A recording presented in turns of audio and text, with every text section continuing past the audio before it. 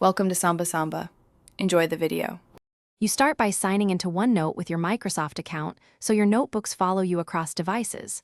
Once signed in, create or open a notebook and enable sync. This ensures changes save to the cloud. Grant storage and microphone permissions so you can attach files and record audio.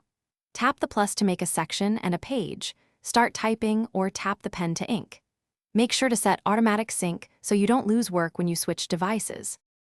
You'll organize efficiently by using notebooks, sections, and pages. Think of notebooks as folders and sections as chapters. Once done, add tags like to do or important so search filters locate items quickly.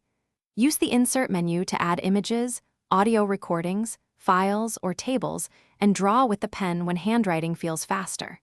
Make use of search and the handwriting to text conversion to convert ink into text. This saves time. You finish by sharing or backing up your work. Share a page or an entire notebook with edit or view access so collaborators can contribute. Enable auto-sync and periodically export important pages if you want local backups. Monitor your OneDrive storage so sync doesn't fail.